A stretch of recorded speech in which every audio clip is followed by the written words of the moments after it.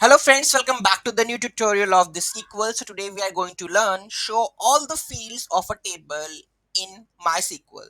Those who haven't subscribed my channel yet, please to subscribe my channel, and if you like the video, please do like, share and comment on my video. So let's get started. So the command is describe.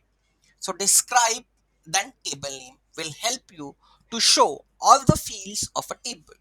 So let's have a look. So I'm going to just paste this describe.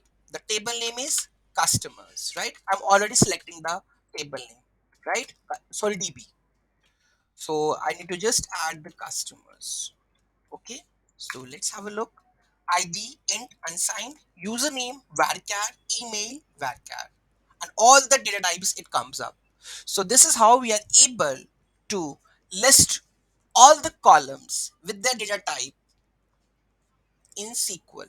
So any query, any doubt in that, just let me know in the comment section. Thank you so much for watching this video. Have a great day.